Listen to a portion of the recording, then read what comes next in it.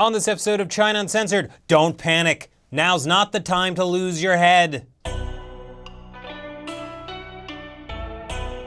Hi, welcome to China Uncensored. I'm your host, Chris Chappell. Meet Dr. Ren Xiaoping.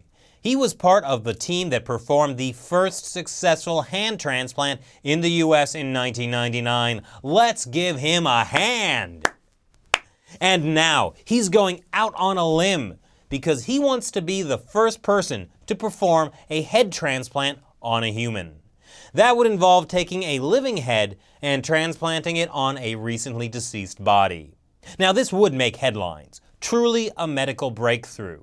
There's one tiny problem. It's impossible to do, according to pretty much everyone.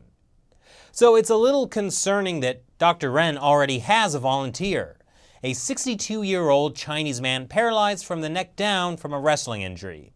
So if Dr. Ren goes through with the operation, he will be transplanting this guy's living head onto a dead body, and it will most likely result in a new, fully dead body.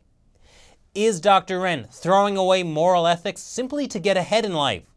Or does he just have a big head?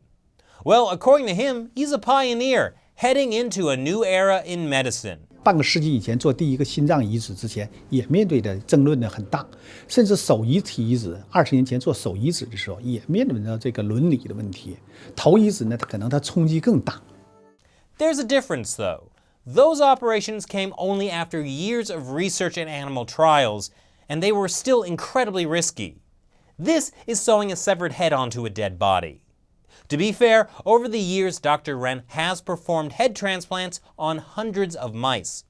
The problem is the result. Every mouse dies. Not every mouse truly lives. Well, some of them lived for about a day. I would not call that a complete success. Dr. Ren has also begun experiments on human cadavers, but declined to give details. I wonder if any of them came back to life. It's alive. Oh, it's alive. It's alive. It's alive. It's alive. And that's the thing. Ren might be getting a little ahead of himself. The first head transplant was performed on a monkey by an American scientist in 1970. But it's hard to call that monkey business a success since the monkey died several days later after the body's immune system rejected the head. And you don't want to know what happened to the monkey's paw.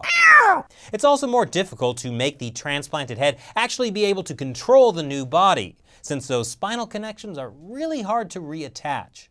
Though apparently Dr. Ren was able to restore some function in those mice, the ones that died within a day. So ethical issue number one is that the head transplant patient will probably die. But even if the transplant is a success, who's the survivor, the head or the body?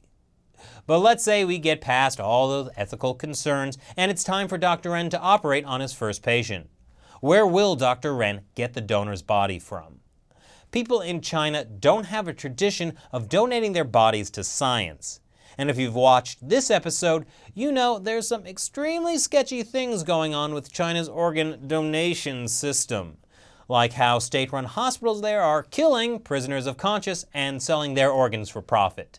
So it's not unlikely that the body could come from someone in a labor camp.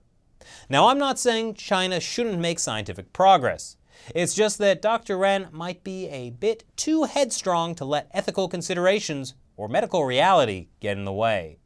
So what do you think? Is this the future of medicine? Or is this just a shameless opportunity for me to use puns? Leave your comments below. Thanks for watching this episode of China Uncensored. Once again, I'm your host, Chris Chappell. See you next time. This is Jordan Horowitz, the co-director and producer of Angel of Nanjing. It's a film about a guy who's dedicated the past 10 years of his life to preventing people from killing themselves on the Yangtze River Bridge in Nanjing. Earlier this month, Wang and Canada's Foreign Affairs Minister held a peaceful joint press conference in Ottawa. When suddenly, this Canadian so-called reporter, Amanda Conley, tried to undermine China by asking a question about so-called human rights. And this was Wang's response. I have to say that your question is full of prejudice against China and arrogance.